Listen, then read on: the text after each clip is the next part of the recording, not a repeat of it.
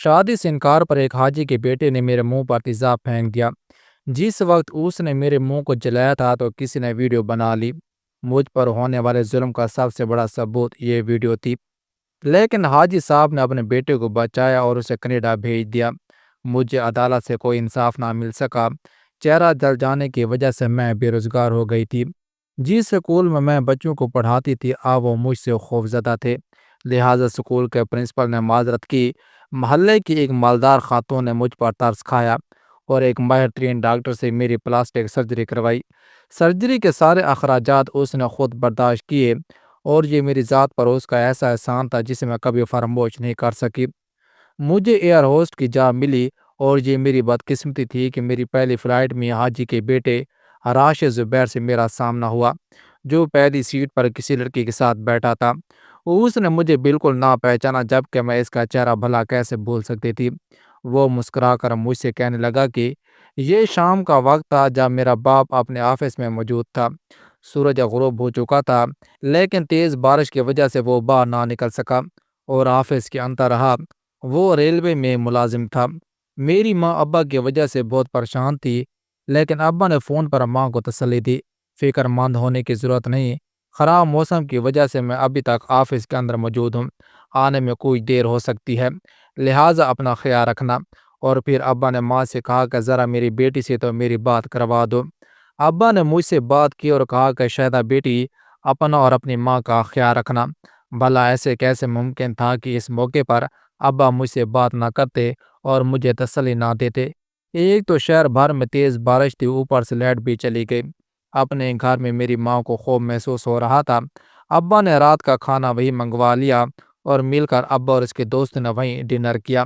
تقریباً رات 10 بجے موسم کلیئر ہوا، بارش رک گئی تو ابا نے گھر جانے کے لیے بائک سٹارٹ کی، لیکن بدقسمتی سے بائک بھی خراب ہو چکی تھی۔ پھر ابا ایک میکینک کی دکان پر گیا اور بائک ٹھیک کروائی۔ وہاں بھی کافی ٹائم ضائع ہوا۔ وہ راستے میں تھا کہ ویران روڈ پر اس نے ایک عورت کو دیکھا جو اپنی نوجوان بیٹی کے ساتھ کھڑی تھی۔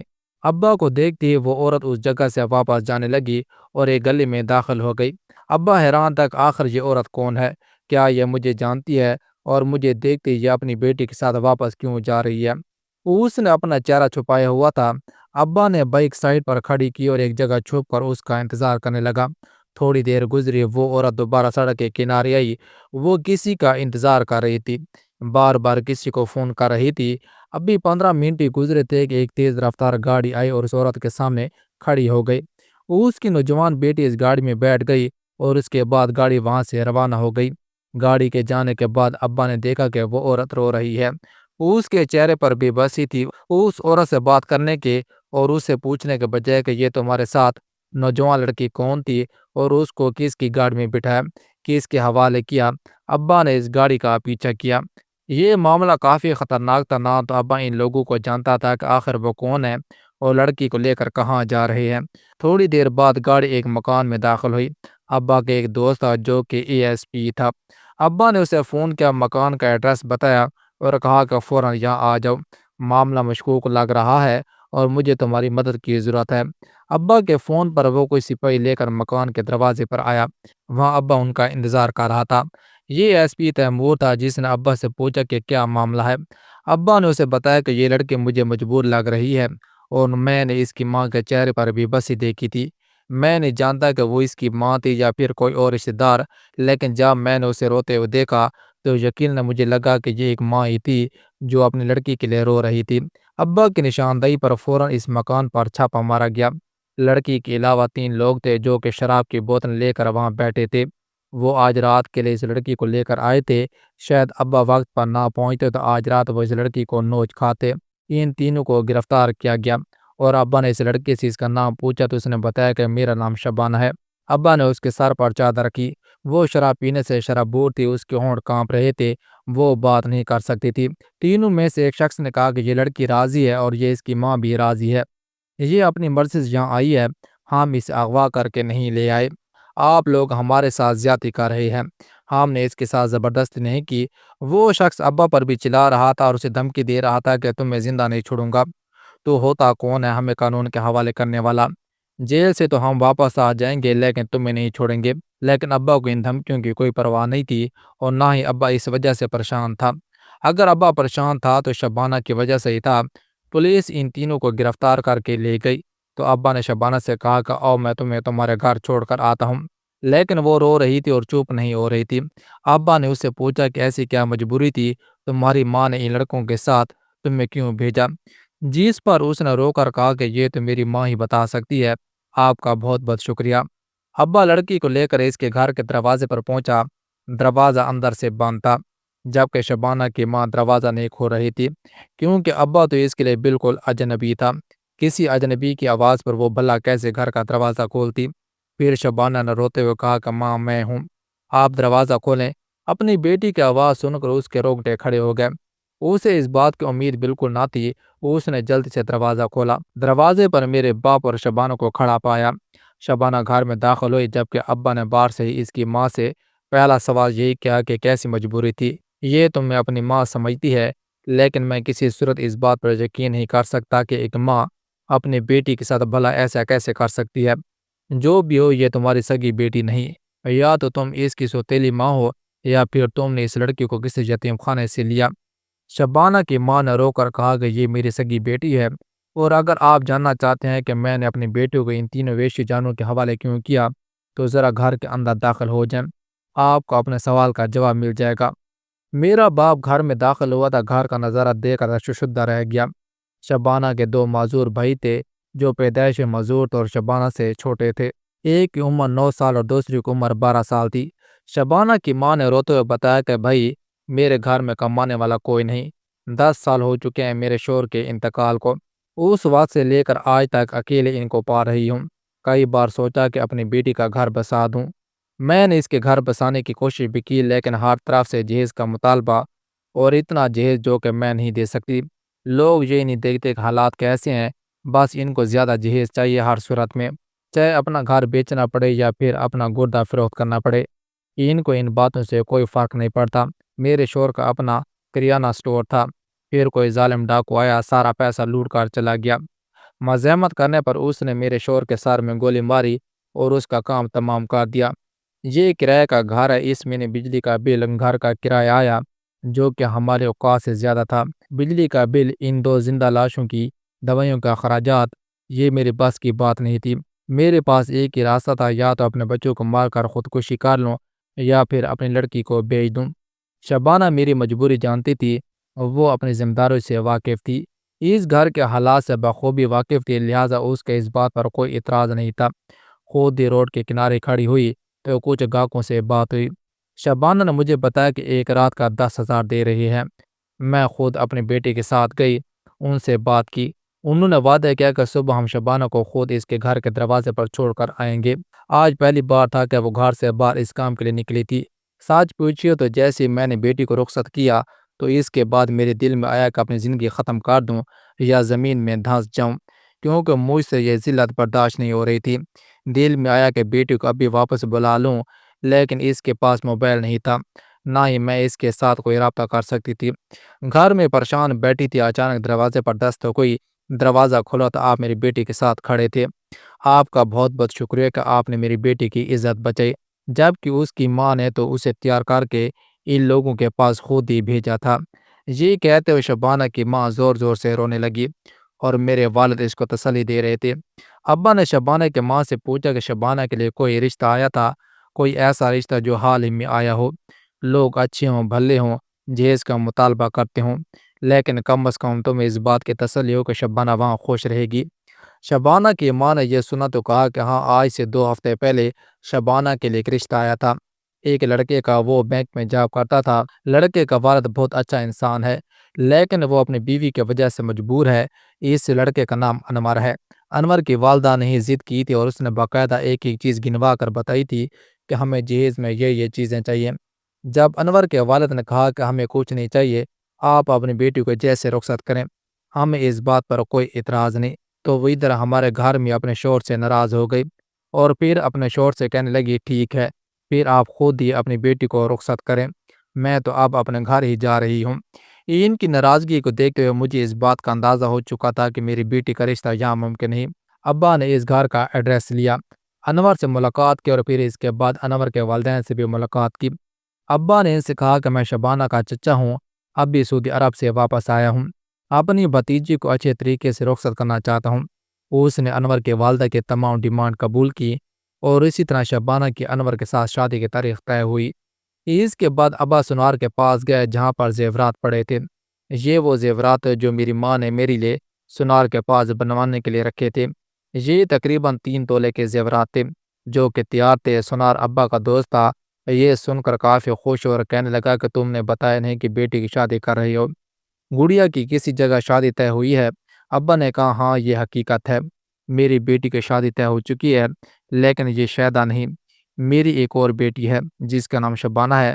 سنار کہنے لگا تم نے پہلے بھی بتایا نہیں کہ تمہاری کوئی دوسری بیٹی بھی ہے؟ مسکراتے ہوئے ابا نے کہا بس کبھی موقع نہیں ملا۔ خیر میری بیٹی شبانہ کے اچھے نصیب کے لیے دعا کرنا، اللہ تعالیٰ خوش رکھے۔ کچھ پیسے بینک میں بھی جمع تھے جس سے انور کے والدین کی ڈیمانڈ پوری ہو رہی تھی۔ اس کے بعد شبانہ کی شادی ہوئی، ابا نے سکون کا سانس لیا۔ شبانہ کی والدہ نے ابا کو ڈھیر ساری دعائیں دی، میرے والد گھر ہے اور پھر میرے سر کا بوسہ لیا۔ ابا بہت رو رہے تھے جبکہ میں اور میری ماں پریشان تھے۔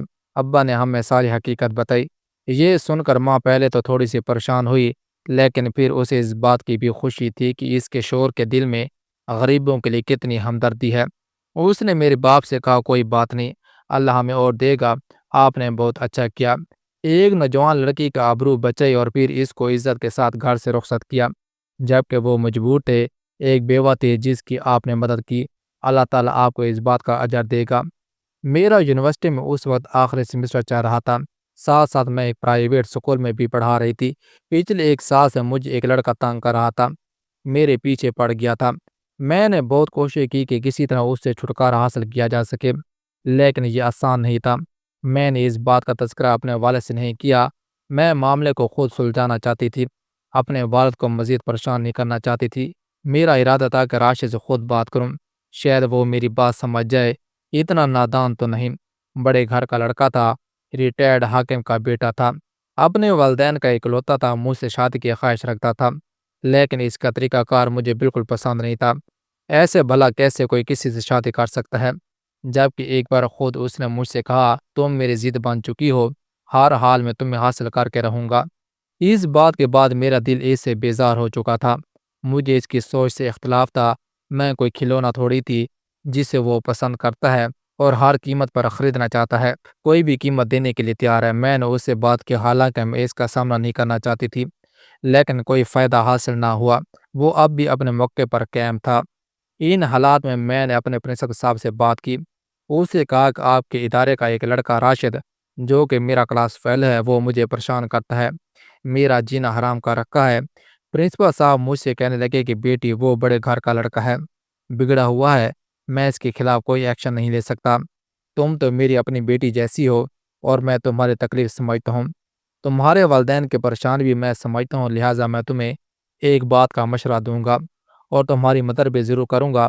میرا ایک دوست ہے جس کا بیٹا DSP ہے، وہ راشد کو گرفتار کروائے گا، کوئی دن جیل میں رہے گا تو اس کی طبیعت ٹھیک ہو جائے گی، مجھے یقین ہے اس کے بعد وہ کبھی کسی لڑکی کو تنگ نہیں کرے گا۔ بس جہاں بھی تمہارا اس کے ساتھ سامنا ہو یا جس جگہ اکثر وہ تم سے ملنے کی کوشش کرتا ہے اس جگہ کا پتہ بتا دو، موقع پر اسے گرفتار کیا جائے گا۔ یہ سن کر میں کافی خوش ہوئی، میں نے پرنسپل صاحب کا شکریہ ادا کیا، انہوں نے بتایا کہ اکثر وہ بس اسٹاپ پر ہی میرے سامنے آتا ہے، اس بار بھی وہ وہیں آئے گا کوئی نہ کوئی تحفہ لے کر، اور ویسا یہ ہوا، وہ ایک بڑی سی گاڑی میں آیا، میرے سامنے رکا، گاڑی سے اترا اور مجھ سے بات کرنے کی کوشش کی۔ موقع پر DSP صاحب اور اس کی ٹیم نے اسے گرفتار کیا اور جیل میں بند کر دیا۔ میں نہیں جانتی تھی کہ اس نے راشد کے ساتھ کیا سلوک کیا، اسے مارا یا نہیں، اس کے بارے میں مجھے کچھ علم نہیں تھا، لیکن اس واقعے کے بعد وہ پہلے سے بھی زیادہ ضدی اور ہٹ دھرم ہو گیا۔ جیل سے نکلنے کے بعد اس نے سب سے پہلے مجھے اس بات کی دھمکی دی کہ جیل میں جو کچھ میں نے سہا ہے وہ میں کبھی نہیں بھولوں گا، تمہاری وجہ سے مجھے قید کیا گیا، تم سمجھتی کیا ہو اپنے آپ کو، تم نے میرے ساتھ ایسا سلوک کیا، لیکن پھر بھی میں تم سے شادی کرنے کے لیے تیار ہوں، میں کل ہی اپنے والدین کو لے کر تمہارے گھر آ رہا ہوں۔ یہ بات مجھے بہت عجیب لگی، جس لڑکے کو میں نے سلاخوں کے پیچھے قید کروایا وہ اب بھی مجھے پسند کرتا ہے اور مجھ سے شادی کرنے کے لیے رضامند ہے۔ میں نے اس بات کو سنجیدگی سے نہ لیا اور مذاق کے سمجھا، لیکن میں یہ نہیں جانتی تھی کہ وہ خپتی واقعی ایسا ہی کرے گا۔ یہ اتوار کے صبح تھے جب ہمارے دروازے پر دستک ہوئی۔ جائے صاحب اپنی بیگم کے ساتھ راشد کے رشتے کے لیے حاضر ہوئے تھے۔ مٹھائی کا بڑا سا ٹوکرا لے کر آئے۔ ابا نے اچانک انہیں دیکھا۔ اس شہر کا بہت بڑا نام تھا۔ وہ کبھی جائے صاحب کی طرف دیکھتے تو کبھی میری طرف، اور پھر ان سے یہی کہا کہ میں اپنی بیٹی سے اس کی رضا پوچھوں گا۔ اس کی رضامندی کے بغیر تو میں کوئی ایسا فیصلہ نہیں کر سکتا۔ جج صاحب کی بیوی نے کہا کہ آپ ابھی اپنی بیٹی سے پوچھیے، بلکہ اسے ہمارے سامنے بلائیے، یہ کون سا مشکل کام ہے۔ لیکن ابا نے ان سے یہی کہا کہ نہیں، میں اس معاملے میں جلدی نہیں کر سکتا، میں اپنی بیٹی کے ساتھ تفصیل سے بات کروں گا۔ اس پر انہوں نے کہا ٹھیک ہے، ہم اگلی صبح پھر آئیں گے اور منگنی کی انگوٹھی پہنا کر یہ جائیں گے، بلکہ ہمارا ارادہ تو یہی ہے کہ ڈائریکٹ شادی ہو اس مہینے کے آخر میں۔ ہم اپنے بیٹے کی شادی کرنا چاہتے ہیں۔ یہ تو آپ کی بیٹی کی خوش قسمتی ہے کہ ہمارے بیٹے نے اسے پسند کیا، ورنہ ہمارے پاس راشد کے لیے لڑکیوں کی کمی نہیں تھی۔ یہ بہت بڑی بات ہے جو وہ کہہ کر واپس گئے تھے، ایک ایسی بات جس سے ابا کو چیڑ تھی۔ راشد گھر میں بیٹھا انتظار کر رہا تھا۔ باپ نے اسے کہا کہ تھوڑا صبر کرو، کل دوبارہ جائیں گے، امید ہے تمہارا کام ہو جائے گا۔ پھر اپنی بیوی سے مخاطب ہو کر کہا کہ تمہارے لاڈلے کی حرکتوں کی وجہ سے میں کافی پریشان ہوں۔ ذرا اس کی چوائس دیکھو، کیسی لڑکی کا انتخاب کیا، کیسے خاندان کا اس نے انتخاب کیا۔ میں نے اپنی اولاد کو آزادی دی، لیکن اس حد تک بھی آزادی نہیں دی کہ بغیر خاندان کی تصدیق کے کسی لڑکی کو پسند کر دیں۔ ابا نے مجھ سے بات کی، میں نے ابا سے معذرت کی کہ میں آپ کو پریشان نہیں کرنا چاہتی تھی، لیکن یہ حقیقت ہے کہ اس کا بیٹا کافی عرصے سے مجھے تنگ کر رہا تھا۔ میں اسے پسند نہیں کرتی، باقی آپ کی مرضی ہے، آپ میرے والد ہیں، آپ میرے لیے جیسا بھی فیصلہ کریں گے مجھے دل سے منظور ہے۔ ابا نے مجھ سے کہا کہ بیٹی کیسی باتیں کر رہی ہو۔ انہوں نے میرے سر پر ہاتھ رکھا اور کہا پہلا اور آخری فیصلہ تمہارا ہی ہوگا، بس مجھے اس بات کا افسوس ہے کہ تو نے پہلے مجھے کیوں نہیں بتایا۔ اس کی جرات کیسی ہوئی میری بیٹی کو تنگ کرنے کی۔ اگلی صبح پھر جاج صاحب اپنے بیگم کے ساتھ ہمارے گھر تشریف لائے، اور ابا نے صاف صاف الفاظ میں کہا کہ یہ رشتہ ممکن نہیں، کیونکہ میری بیٹی کسی صورت آپ کے بیٹے کے ساتھ شادی کرنے کے لیے رضامند نہیں، اور میں اپنی بیٹی کو اس معاملے میں مجبور نہیں کر سکتا۔ جاج صاحب کے انا کو ٹھیس پہنچی۔ اس نے اپنی بیوی سے کہا چلو چلتی ہیں، اس بے وقوف سے بات کرتے ہیں جس نے ہماری ناک کٹوائی، ہماری عزت خاک میں ملائی۔ وہ واپس گھر آئے۔ راشد سے کہا کہ اس لڑکی کو بھول جاؤ، میں کب سے تمہیں سمجھا رہا تھا کہ اپنے باپ کو مجبور مت کرو، لیکن پھر تمہاری ضد پر ہم اس کے گھر گئے، ایک بار نہیں بلکہ 2 بار گئے، اور وہی ہوا جس کا ہمیں خدشہ تھا۔ جس طرح دل میں بھی اس شادی کے لیے مطمئن نہیں تھا، اس خاندان میں تمہاری شادی نہیں کرنا چاہتا تھا، اسی طرح انہیں بھی اس رشتے پر اعتراض ہے۔ تمہارے کرتوتوں کی وجہ سے لڑکی کے پیچھے پڑے، کبھی زبردستی اسے تحفے دینے کی کوشش کی، بس ٹاپا اس کے ساتھ بات کرنے کی کوشش کی، وہ تمہیں پسند نہیں کرتی اور تم سے شادی نہیں کرنا چاہتی، لہٰذا آئندہ اس لڑکی کا نام ہمارے سامنے مت لینا، اور جہاں میں کہوں گا وہیں تمہاری شادی ہوگی۔ ساری رات وہ ٹھیک سے سو نہیں پایا، اس کے سارے منصوبوں پر پانی پھر چکا تھا۔ یہ حقیقت تھی کہ جیل میں رات گزارنے کے بعد اس نے فیصلہ کر لیا تھا کہ اپنی زندگی میں مجھے لے کر آئے گا اور ملازم بنا کر رکھے گا، لیکن اس کا یہ خواب ادھورا رہ گیا، اور اب اس نے اپنا آخری حربہ استعمال کیا۔ یہ سوموار کے بعد قسمت صبح تھی جب میں گھر سے نکلی تھی، بس اسٹاپ پر ہی پہنچی تھی کہ یہ میرے سامنے آیا، مجھ سے کہنے لگا کہ تو نے مجھے ریجیکٹ کیا، میرے والدین کو خالی ہاتھ واپس بھیجا، اور یہ سب کچھ کر کے میری نیند حرام کر کے تم سمجھتے ہو کہ تم سکون سے رہ سکتی ہو، ایسا ہرگز نہیں ہوگا۔ میں تم اس قابل بھی نہیں چھوڑوں گا کہ کوئی تم سے شادی کرے۔ میں جانتی تھی کہ وہ سرفراہ انسان ہے، لیکن اس کے ارادوں سے ناواقف تھی، ہرگز نہیں جانتی تھی کہ وہ اس حد تک بھی گر سکتا ہے اور میری دنیا اجاڑ سکتا ہے۔ اس نے جیب سے تیزاب کی بوتل نکالی اور میرے چہرے پر تیزاب پھینک دیا۔ ایسا محسوس ہوتا تھا جیسے کسی نے مجھے آگ کی بھٹی میں دھکیل دیا ہو اور میں جل کر کوئلہ ہو گئی۔ مجھے کسی چیز کا ہوش نہیں تھا اور موقع پر میں بے ہوش ہو گئی۔ جب ہوش آیا تو میں ہسپتال میں تھی اور اپنے سامنے اپنے والدین کو دیکھا۔ اپنے والد کی آنکھوں میں آنسو تھے۔ کاش میرا باپ مجھے اس اذیت میں نہ دیکھتا۔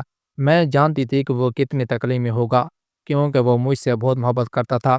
ماں کی تو حالت خراب تھی، جب سے میرے چہرے پر ماں کی نظر پڑی اس کی طبیعت خراب تھی اور اسے بھی ہسپتال میں داخل کروایا گیا۔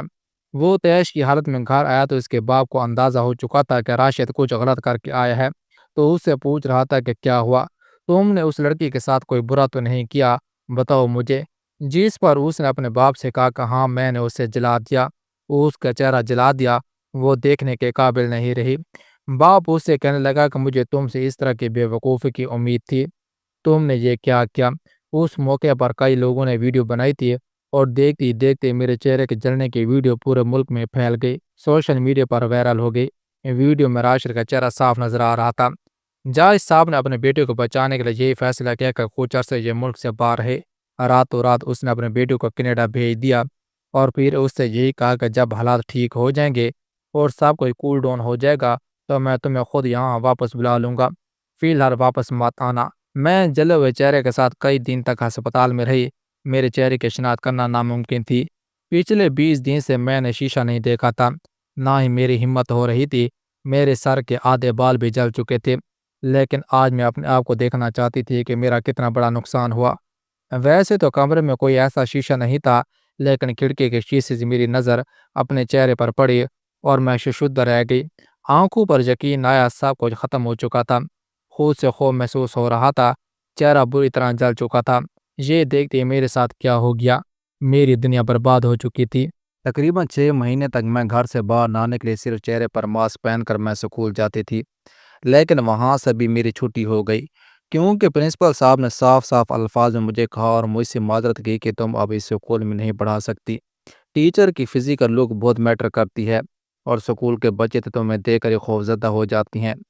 یہ ایک ایسی بات تھی جس نے میرے دل و دماغ پر بہت گہرا اثر چھوڑا، کوئی سمجھ نہیں آ رہا تھا کہ میں کیا کروں۔ یہ ایک والد کی آزمائش تھی جس نے ایک لاوارث یتیم بچی کی شادی کی، اپنی تمام جمع پونجی اس بچی پر لگا دی اور اب میری شادی کے لیے وہ دوبارہ سے پیسے جمع کر رہا تھا، مگر افسوس کیا میرے لیے تو رشتے آنا ہی بند ہو چکے تھے۔